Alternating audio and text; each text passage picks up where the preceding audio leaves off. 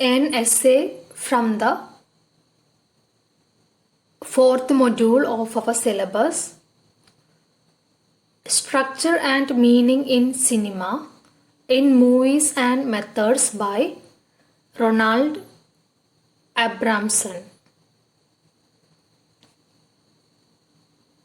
Ronald എബ്രാംസൻ്റെ structure and meaning in cinema in movies and methods എന്ന essay ആണ് നമ്മൾ ഇന്ന് നോക്കാൻ പോകുന്നത്.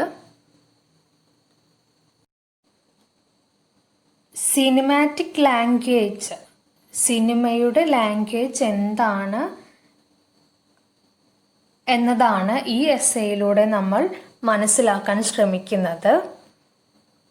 നാം ഹ്യൂമൻ ബീയിങ്സ് ഉപയോഗിക്കുന്ന ലാംഗ്വേജസ് പോലെ സിനിമാറ്റിക് ലാംഗ്വേജിലും എന്തെങ്കിലും റോൾസ് ഉണ്ടോ, അല്ലെങ്കിൽ സിനിമാറ്റിക് ലാംഗ്വേജിന് പരിമിതികൾ നൽകേണ്ടതുണ്ടോ തുടങ്ങിയിട്ടുള്ള കാര്യങ്ങൾ ഈ എസ്സേയിൽ ചർച്ച ചെയ്യുന്നുണ്ട്.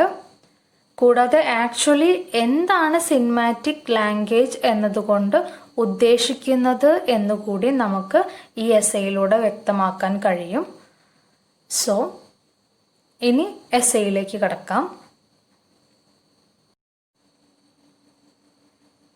Ronald Abramson analysed the language of the cinema in this essay. Structure and meaning in cinema in movies and methods എന്ന ഈ എസ്സേയിലൂടെ റൊണാൾഡ് എബ്രാംസൺ സിനിമാറ്റിക് ലാംഗ്വേജിനെ കുറിച്ചാണ് വിശകലനം ചെയ്യുന്നത്. Ronald Abramson wrote this essay to oppose the arguments made by Peter Wollen in his Science and Meaning in Cinema. ഇങ്ങനെ ഒരു essay എബ്രാംസൺ എഴുതിയതിന് പിന്നിലുള്ള കാരണം എന്താണെന്ന് വെച്ചാൽ, പീറ്റർ വോളൻ എന്ന തിയറിസ്റ്റ് അദ്ദേഹത്തിൻ്റെ science and meaning in cinema എന്നൊരു വർക്കിൽ ഉന്നയിക്കുന്ന ആർഗ്യുമെൻസിനെ ഒപ്പോസ് ചെയ്യാനാണ് റൊണാൾഡ് എബ്രാംസൺ ഈ എസ്സേ എഴുതുന്നത്. Peter woollen science and meanings in cinema എന്ന അവരുടെ വർക്കിൽ ഉന്നയിക്കുന്ന അഭിപ്രായങ്ങളെ എതിർക്കുകയാണ് റൊണാൾഡ് എബ്രാംസൺ. റൊണാൾഡ് എബ്രാംസൺ പസോലിനി എന്ന ഓതർ അദ്ദേഹത്തിൻ്റെ ഒരു വർക്കായ ദ സിനിമ ഓഫ് പോയട്രി എന്ന എസ്സേയിൽ ഉന്നയിക്കുന്ന ആശയങ്ങളെ അനുകൂലിക്കുന്നുമുണ്ട്. വൺസ് അഗൈൻ, ഈ എസ്സേയിൽ സിനിമാറ്റിക് ലാംഗ്വേജിനെ കുറിച്ചാണ് വിശകലനം ചെയ്യുന്നത്. ഈ എസ്സേയിൽ തന്നെ വോളൻ, പസോലിനി എന്നീ രണ്ട് ഓതേഴ്സിൻ്റെ അഭിപ്രായങ്ങളെയും പരാമർശിക്കുന്നുണ്ട്. മാറിപ്പോകരുത്, നമുക്ക് പഠിക്കാനുള്ള എസ്സേ എഴുതിയിരിക്കുന്നത് റൊണാൾഡ് എബ്രാംസൺ ആണ്. ആ എസ്സേയിൽ തന്നെ അദ്ദേഹം മെൻഷൻ ചെയ്യുന്ന മറ്റു രണ്ട് വർക്ക്സ് ആണ് science and meanings in the cinema, പിന്നെ the cinema of poetry.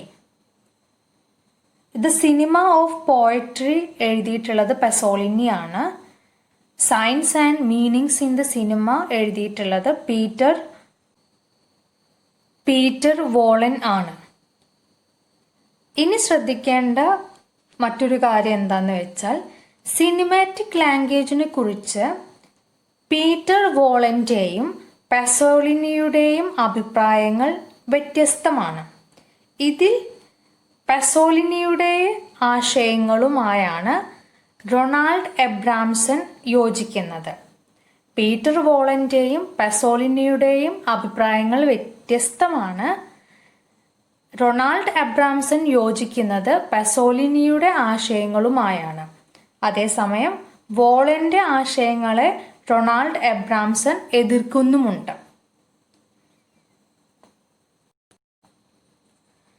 Okay, ഈ എസ്സേ ബിഗിൻ ചെയ്യുന്ന സമയത്ത് സിനിമാറ്റിക് ലാംഗ്വേജിനെയും വേർബൽ ലാംഗ്വേജിനെയും തമ്മിൽ കമ്പയർ ചെയ്യുന്നുണ്ട്. ഈ ഒരു കമ്പാരിസണിലൂടെയാണ് ഈ എസ്സേ ബിഗിൻ ചെയ്യുന്നത്. വേർബൽ ലാംഗ്വേജ് എന്നാൽ എന്താണ് നമുക്കറിയാം.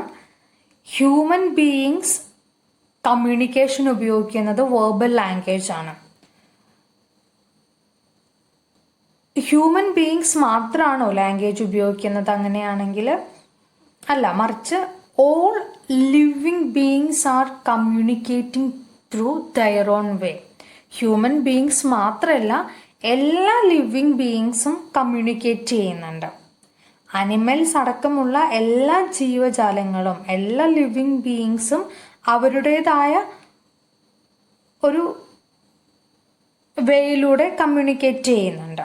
അത് സൗണ്ട്സ് ആവാം, അല്ലെങ്കിൽ ബോഡി ലാംഗ്വേജ് ആയിരിക്കാം, അല്ലെങ്കിൽ വേർഡ്സ് ആയിരിക്കാം. അപ്പോൾ നമ്മൾ ആദ്യം മനസ്സിലാക്കേണ്ട ഒരു കാര്യം എന്താന്ന് വെച്ചാൽ, ലാംഗ്വേജ് എന്നാൽ it is not only spoken language or written language. നമ്മൾ സംസാരിക്കുന്നതോ അല്ലെങ്കിൽ എഴുതുന്നതോ മാത്രം അല്ല ലാംഗ്വേജ്. നമ്മൾ എഴുതുവാനും സംസാരിക്കാനും മാത്രം ഉപയോഗിക്കുന്നതിനെ അല്ല നമ്മൾ ലാംഗ്വേജ് എന്ന് വിശേഷിപ്പിക്കേണ്ടത്. മറിച്ച് ഒരു പെയിൻറ്റിങ്, അതിൻ്റെതായ ഒരു ലാംഗ്വേജ് ഉണ്ട്. ഒരു മ്യൂസിക്കിനും അതിൻ്റെതായ ഒരു ലാംഗ്വേജ് ഉണ്ട്. എന്തിനധികം, കാറ്റിൽ ഉലയുന്ന ഒരു ചെടിക്ക് പോലും ഒരു ലാംഗ്വേജ് ഉണ്ടെന്നാണ് പറയുന്നത്. സോ ലാംഗ്വേജിന് ഒരു പരിമിത അർത്ഥം നാം നൽകേണ്ടതില്ല. അതുപോലെ തന്നെ സിനിമയ്ക്കും ഒരു ലാംഗ്വേജ് ഉണ്ട്. Painting, music, trees, human beings, animals, ഇവയ്ക്കെല്ലാം ഒരു ലാംഗ്വേജ് ഉള്ള പോലെ തന്നെ സിനിമയ്ക്കും ഒരു ലാംഗ്വേജ് ഉണ്ട്. And the language of the film is more special. സിനിമയുടെ ലാംഗ്വേജായി നാം പരിഗണിക്കുന്നത് അതിൽ പ്രസൻറ്റ് ചെയ്യപ്പെടുന്ന ഇമേജസിനെയാണ്. ആ സിനിമയിൽ അവതരിപ്പിക്കുന്ന ഇമേജസിനെയാണ് സിനിമയുടെ ലാംഗ്വേജ്, സിനിമാറ്റിക് ലാംഗ്വേജ് ആയിട്ട് നമ്മൾ കൺസിഡർ ചെയ്യുന്നത്. കൂടാതെ അബ്രാംസൺ പറയുന്നത് എന്താന്ന് വെച്ചാൽ, images can able to produce meaning. ഇമേജസിന് അർത്ഥങ്ങൾ കൺവേ ചെയ്യാനുള്ള കഴിവുകൾ ഉണ്ടെന്നാണ്. And the language of film is not able to explained by models based on spoken language. കൂടാതെ വേർബൽ ലാംഗ്വേജ് ഡിസ്ക്രൈബ് ചെയ്യുന്ന പോലെ എന്തെങ്കിലും മോഡൽസ് ഉപയോഗിച്ചുകൊണ്ട് നമുക്ക് സിനിമാറ്റിക് ലാംഗ്വേജ് ഡിസ്ക്രൈബ് ചെയ്യുക എന്നത് അത്ര എളുപ്പമല്ലാത്തൊരു കാര്യമാണ് എന്നും എബ്രാംസൺ പറയുന്നുണ്ട്. ഇപ്പോൾ സിനിമാറ്റിക് ലാംഗ്വേജ് എന്നാൽ ഒരു സിനിമയിൽ അവതരിപ്പിക്കുന്ന വിഷ്വൽസ്, അതിൻ്റെ ഇമേജസിനെയാണ് സിനിമാറ്റിക് ലാംഗ്വേജ് എന്ന് എബ്രാംസൺ വിളിക്കുന്നത്.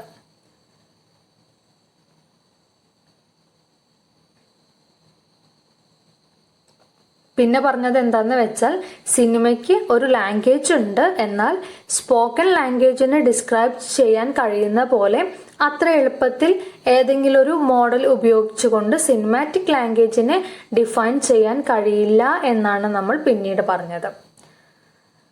But film is also A communication system like any other language.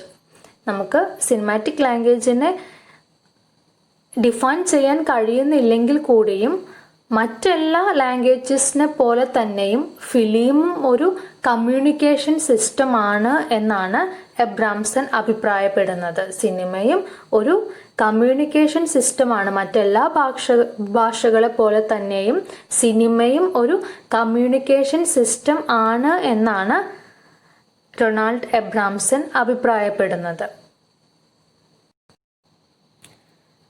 Okay, നമ്മളിപ്പോൾ പറഞ്ഞു സിനിമാറ്റിക് ലാംഗ്വേജിനൊരു ആപ്റ്റ് ഡെഫിനിഷൻ ആ ഒരു സമയത്ത് ലഭിച്ചിട്ടില്ല. അതുകൊണ്ട് തന്നെ പീറ്റർ വോളൻ അദ്ദേഹത്തിൻ്റെ ഒരു കാഴ്ചപ്പാടിൽ സിനിമാറ്റിക് ലാംഗ്വേജ് എങ്ങനെയായിരിക്കണം എന്ന് വിശദീകരിക്കുന്നുണ്ട്. അതുപോലെ തന്നെ പെസോളിനി അദ്ദേഹത്തിൻ്റെ കാഴ്ചപ്പാടിൽ സിനിമാറ്റിക് ലാംഗ്വേജ് എങ്ങനെയായിരിക്കണം എന്നും വിശദീകരിക്കുന്നുണ്ട്. നമ്മൾ മുമ്പേ പറഞ്ഞ മാതിരി പീറ്റർ വോളന്റെ അഭിപ്രായവും പസോളിനിയുടെ അഭിപ്രായവും തമ്മിൽ യോജിക്കുന്നില്ല. പിന്നെ നമ്മുടെ എസ് എഴുതിയിട്ടുള്ള ഓഥറാണ് റൊണാൾഡ് എബ്രാംസൺ. അദ്ദേഹം യോജിക്കുന്നത് പസോളിനിയുടെ അഭിപ്രായമായിട്ടാണ്. നമ്മൾ മുമ്പേ പറഞ്ഞ കാര്യമാണ്. അതോടൊപ്പം എബ്രാംസൺ പീറ്റർ വോളന്റെ ആർഗ്യുമെന്റ്സിനെ ഒപ്പോസ് ചെയ്യുന്നുമുണ്ട്, എതിർക്കുന്നുമുണ്ട്.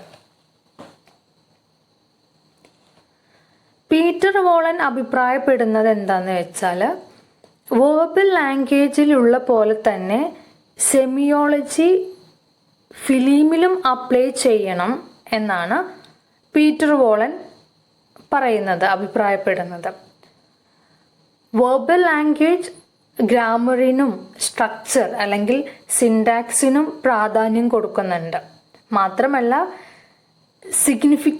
Signifiers are pre-exist the message in verbal language. Signifiers are pre-exist the message in verbal language. അതായത് വേർബൽ ലാംഗ്വേജിൽ അല്ലെങ്കിൽ ഹ്യൂമൻ ലാംഗ്വേജ് പ്രീ എസിസ്റ്റിംഗ് ആണ്. അത് ഓൾറെഡി എസ്റ്റാബ്ലിഷ്ഡ് ആയിട്ടുള്ള കാര്യമാണ്. എസിസ്റ്റിംഗ് ആയിട്ടുള്ള കാര്യമാണ് ഹ്യൂമൻ ലാംഗ്വേജ് അല്ലെങ്കിൽ വേർബൽ ലാംഗ്വേജ് എന്ന് പറയുന്നത്. അതിൽ ഓരോ വാക്കിനും സ്പെസിഫിക് അർത്ഥങ്ങളുണ്ട്. അതുപോലെ തന്നെ നമുക്ക് അക്ഷരമാല, വ്യഞ്ജനാക്ഷരങ്ങൾ അല്ലെങ്കിൽ ഡിക്ഷണറി മുതലായിട്ടുള്ള കാര്യങ്ങൾ കൂടി നമുക്ക് ലഭിക്കുന്നുണ്ട്. നമ്മൾ ജനിക്കുന്നതിന് മുമ്പേ നിലനിൽക്കുന്ന ഒരു കാര്യമാണ് ലാംഗ്വേജ് എന്ന് പറയുന്നത്. അതിപ്പോൾ നമ്മളൊരു വ്യക്തി ഉപയോഗിച്ചിട്ടില്ല എന്ന് കരുതിയിട്ട് നശിക്കുന്ന ഒരു കാര്യമല്ല ലാംഗ്വേജ്. അത് പ്രീ എക്സിസ്റ്റിംഗ് ആയിട്ടുള്ള കാര്യമാണ് ലാംഗ്വേജ്, വേർബൽ ലാംഗ്വേജ് എന്ന് പറയുന്നത്. സോ ദ പോയിന്റ് എന്താന്ന് വെച്ചാൽ വേർബൽ ലാംഗ്വേജ് പ്രീ എക്സിസ്റ്റഡ് ആണ്. അതുപോലെ തന്നെ സിനിമയിലും സെമിയോളജി ബേസ് ചെയ്താണ് സിനിമാറ്റിക് ലാംഗ്വേജ് ക്രിയേറ്റ് ചെയ്യേണ്ടതെന്നാണ് വോളൻ പറയുന്നത്. He applying the concept of structure. നമ്മളിപ്പോൾ എഴുതുമ്പോൾ അല്ലെങ്കിൽ നമ്മൾ സംസാരിക്കുമ്പോൾ ആ വാക്കുകൾക്കൊരു സ്ട്രക്ചർ ഉണ്ടായിരിക്കണം. ഇന്ന ഓർഡറിലാണ് നമ്മൾ കാര്യങ്ങൾ സംസാരിക്കേണ്ടത്. പ്രത്യേകിച്ച് എഴുതുന്ന സമയത്ത് ഇന്ന രീതിയിലായിരിക്കണം വാക്കുകൾ അറേഞ്ച് ചെയ്യേണ്ടത് എന്നൊരു റൂള് പോലെ നിലനിൽക്കുന്നുണ്ട്. സോ ആ ഒരു സ്ട്രക്ചർ തന്നെ സിനിമയിലും ഫോളോ ചെയ്യണം എന്നാണ് വോളൻ അഭിപ്രായപ്പെടുന്നത്. വേർബൽ ലാംഗ്വേജിൽ നമ്മൾ ഫോളോ ചെയ്യുന്ന സ്ട്രക്ചറൽ ആൻഡ് ഗ്രാമാറ്റിക്കൽ റൂൾസ് അതുപോലെ ഒരെണ്ണം സിനിമയിലും അപ്ലൈ ചെയ്യണം എന്നാണ് പീറ്റർ വോളൻ അഭിപ്രായപ്പെടുന്നത്.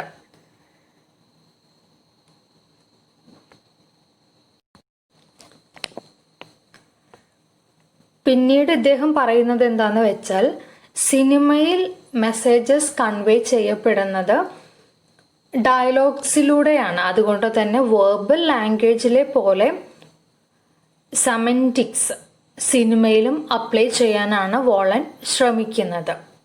Vaughn tries to give a semantic dimension to cinema. Vaughn tries to give a semantic dimension to cinema. He tries to find a rational linguistic instrument for cinematic language. He tries to find a rational linguistic instrument for cinematic language. He is looking for dictionary and grammar. നാം സംസാരിക്കുന്ന language പോലെ cinematic ലാംഗ്വേജും ഒരു linguistic instrument ആകണം. അതിലും grammatical അല്ലെങ്കിൽ structural rules വരണം എന്നാണ് woollen അഭിപ്രായപ്പെടുന്നത്. വൺസ് അഗൈൻ പീറ്റർ വോളൻ അദ്ദേഹത്തിൻ്റെ science and meaning in the cinema എന്ന വർക്കിൽ മുന്നോട്ട് വയ്ക്കുന്ന ആശയമാണ് നമ്മളിപ്പോൾ സംസാരിച്ചത്. പീറ്റർ വോളനെ സംബന്ധിച്ചിടത്തോളം അദ്ദേഹം പറയുന്നത് ഫിലിമിൽ മീനിങ് കൺവേ ചെയ്യപ്പെടുന്നത് ഡയലോഗ്സിലൂടെയാണ്.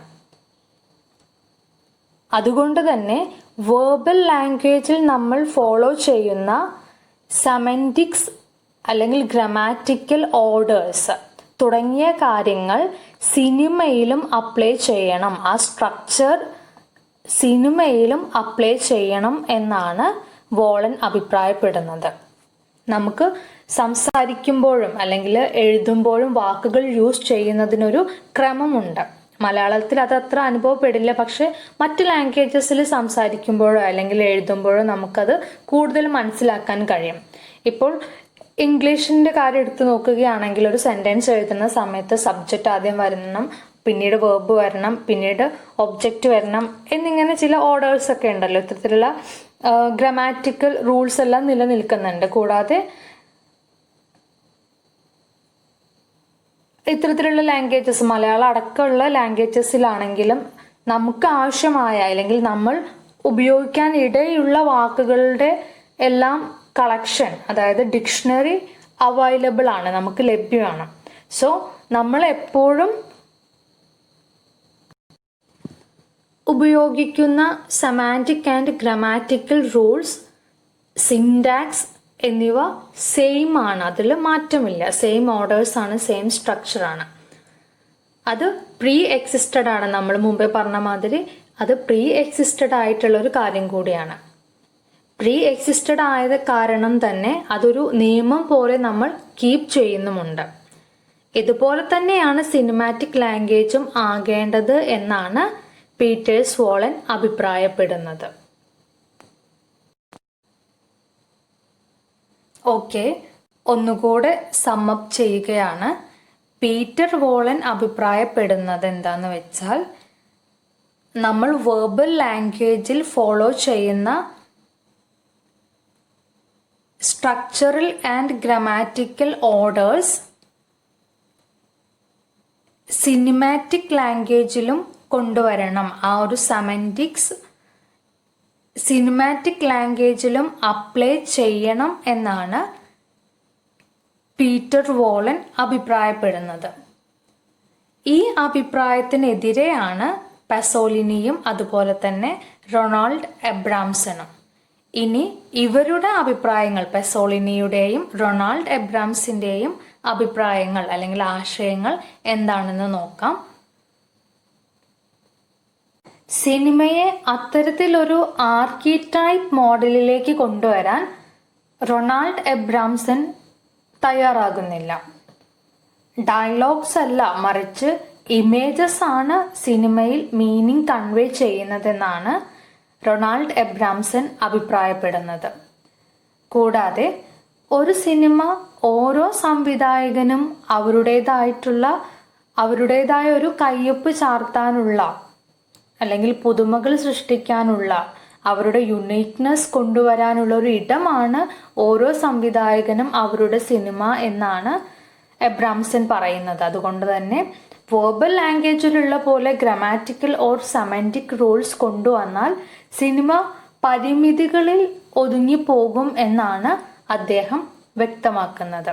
റൊണാൾഡ് എബ്രാംസൺ വ്യക്തമാക്കുന്നത് എന്താന്ന് വെച്ചാൽ, ഇത്തരത്തിൽ ഗ്രാമാറ്റിക്കൽ അല്ലെങ്കിൽ സെമന്റിക് റൂൾസ് കൊണ്ടുവന്നു കഴിഞ്ഞാൽ സിനിമ ബൗണ്ടറീസിൽ, ചില പരിമിതികളിൽ ഒതുങ്ങിപ്പോകും. പിന്നെ അവിടെ നൊവൽറ്റി, പുതുമകളൊന്നും കൊണ്ടുവരാൻ കഴിയില്ല എന്നാണ് റൊണാൾഡ് എബ്രാംസൺ അഭിപ്രായപ്പെടുന്നത്. പിന്നീട് എബ്രാംസൺ സിനിമയെ ഡ്രീംസുമായിട്ടാണ് കമ്പയർ ചെയ്യുന്നത്. ഡ്രീംസ് നമുക്കറിയാം, ഉറങ്ങുന്ന സമയത്ത് നമ്മുടെ അൺകോൺഷ്യസ് മൈൻഡിൽ അപ്പിയർ ചെയ്യുന്ന സീക്വൻസസ് ആണ് നമ്മൾ ഡ്രീംസ് എന്ന് പറയുന്നത്. ഇമേജസ് ആയിട്ടാണ് വരുന്നത്. നമ്മുടെ ഡ്രീംസിൽ നമ്മൾ ഇമേജസിനാണ്, നമ്മൾ കാണുന്ന ഇമേജസിനാണ് ഇമ്പോർട്ടൻസ് കൊടുക്കുന്നത്. അതേപോലെ തന്നെ സിനിമയിലും ഇമേജസുകൾ സീക്വൻസസ് ആയിട്ടാണ് പ്രസന്റ് ചെയ്യപ്പെടുന്നത്. അതുകൊണ്ട് ഇവിടെ ഇമേജസിനാണ് ഇമ്പോർട്ടൻസ് കൊടുക്കേണ്ടത്, അല്ലാതെ അവിടെ ഗ്രാമാറ്റിക്കൽ സ്ട്രക്ചേഴ്സിനോ അല്ലെങ്കിൽ സെമാൻറ്റിക് റൂൾസിനോ ഒന്നും ഇമ്പോർട്ടൻസ് കൊടുക്കേണ്ടതില്ല എന്നാണ് റൊണാൾഡ് എബ്രാംസൺ പറയുന്നത്. So he compares cinema to dream sequences, which is a series of images.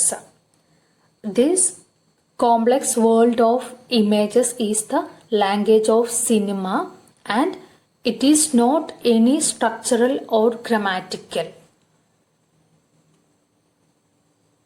So, Abramson parallels dream to cinema. അതുകൊണ്ട് തന്നെ സിനിമാറ്റിക് ലാംഗ്വേജിന് യാതൊരു വിധത്തിലുള്ള ലിംഗ്വിസ്റ്റിക് അല്ലെങ്കിൽ ഗ്രാമാറ്റിക്കൽ മോഡൽ ആവശ്യമില്ല എന്നാണ് ഡൊണാൾഡ് എബ്രാംസൺ വ്യക്തമാക്കുന്നത്. ഓക്കെ,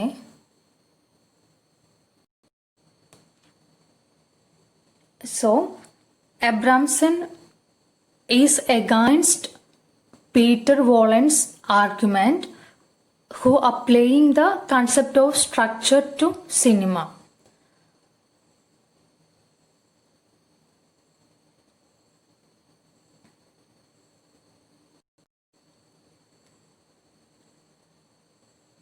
ഇത്തരത്തിൽ പീറ്റർ വോളൻസിൻ്റെ ആർഗ്യുമെൻസിനെ ഒപ്പോസ് ചെയ്യുമ്പോൾ സപ്പോർട്ടീവ് ആർഗ്യുമെൻറ്റ്സ് ആയിട്ട് പസോളിനിയുടെ വ്യൂസും അബ്രാംസൺ യൂസ് ചെയ്യുന്നുണ്ട്. Abramson used Pasolini's views as supportive arguments. According to Pasolini, cinema exists as a meaningful form of communication as is a literary work. Pasolini അഭിപ്രായപ്പെടുന്നത് എന്താണെന്ന് വെച്ചാൽ, മറ്റ് ലിറ്റററി വർക്ക്സിനെ പോലെ തന്നെ സിനിമയും ഒരു മീനിങ് ഫോം ഓഫ് കമ്മ്യൂണിക്കേഷൻ ആണ് എന്നതാണ്. ഈ അഭിപ്രായത്തോട്, സിനിമയും ഒരു മീനിങ് ഫോം ഓഫ് കമ്മ്യൂണിക്കേഷൻ ആണ് എന്ന പസോളിനിയുടെ അഭിപ്രായത്തോട് എബ്രാംസൺ യോജിക്കുന്നുണ്ട്. പിന്നെ ഇവിടെ ഒരു പുതിയ ടേം ഇൻട്രൊഡ്യൂസ് ചെയ്യുന്നുണ്ട്, ഇം സയൻസ്, IM-SIGNS, ഇം സയൻസ്. അതിൻ്റെ ഫുൾ ഫോം എന്താണെന്ന് വെച്ചാൽ ഇമേജ് സയൻസ് എന്നാണ്. ഇം സയൻസ് അല്ലെങ്കിൽ ഇമേജ് സയൻസ് എന്താണെന്ന് വെച്ചാൽ പസോളിനി ഇൻട്രൊഡ്യൂസ് ചെയ്യുന്നൊരു ടേമാണ്.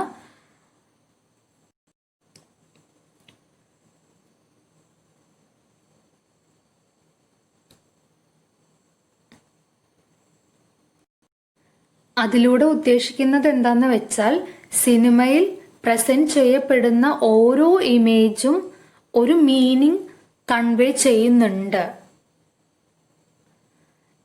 ഇപ്പോൾ ഉദാഹരണങ്ങളായിട്ട് പറയുകയാണെങ്കിൽ, മഴ പെയ്യുന്ന ഒരു സീൻ, അല്ലെങ്കിൽ ഒരു കാൻഡിൽ ലൈറ്റ്, അതും അല്ലെങ്കിൽ കാർമേഘങ്ങൾ നിറഞ്ഞൊരു ആകാശം, ഇതെല്ലാം സിനിമയിൽ ഉപയോഗിക്കുമ്പോൾ അതൊരു ഇമോഷണൽ സ്റ്റേറ്റ് അല്ലെങ്കിൽ ആ ഒരു കഥയ്ക്ക് അനുസൃതമായിട്ടുള്ള ഒരു മീനിങ് നമുക്ക് കൺവേ ചെയ്ത് തരുന്നുണ്ട്. അപ്പോൾ ഈ ഇമേജസ് ഒരുപാട് മീനിങ്സ് കൺവേ ചെയ്ത് തരുന്നുണ്ട്. ഇത്തരത്തിലുള്ള ഇമേജസിനെയാണ് നമ്മൾ ഇം സയൻസ് അല്ലെങ്കിൽ ഇമേജ് സയൻസ് എന്ന് പറയുന്നത്. In films, objects such as physiognomy of people, physiognomy means facial എക്സ്പ്രഷനൊക്കെയാണ് നമ്മൾ ഫിസിയോണമി എന്ന് പറയുന്നത്. Their gestures, actions, traffic signals, clock, etc. are rich with meaning. Pasolini says that the world of human is expressed by the means of significant images that referred as im science or image science. അതായത് നമ്മൾ സിനിമകളിൽ ചില facial expressions അല്ലെങ്കിൽ ആംഗ്യങ്ങൾ അല്ലെങ്കിൽ clock, ചില traffic signals, ഇവയെല്ലാം ഓരോ സ്പെസിഫിക് ആയിട്ടുള്ള മീനിങ്സ് ഓഡിയൻസിന് നൽകുന്നുണ്ട്. നമ്മളിപ്പോൾ മുമ്പേ പറഞ്ഞ മാതിരി മഴ പെയ്യുന്ന ഒരു സീൻ, അല്ലെങ്കിൽ എരിയുന്ന ഒരു കാൻഡിൽ, കാർമേഘങ്ങൾ തിങ്ങിക്കൂടിയ ഒരു വാനം, അല്ലെങ്കിൽ ഒരു സൺസെറ്റ് അല്ലെങ്കിൽ കടലിൽ തിരമാലകൾ ഇങ്ങനെ അലയടിക്കുന്നത്, ഇതെല്ലാം ഒരു സ്പെസിഫിക് മീനിങ് കൺവേ ചെയ്യാനായിട്ട് ഉപയോഗിക്കുന്ന ഇമേജസ് ആണ്, സീനുകളാണ്. ഇത്തരത്തിലുള്ള ഇമേജസിനെയാണ് ഇമേജ് സയൻസ് അല്ലെങ്കിൽ ഇം സയൻസ് എന്ന് പസോളിനി ഡിഫൈൻ ചെയ്യുന്നത്. ഓക്കെ,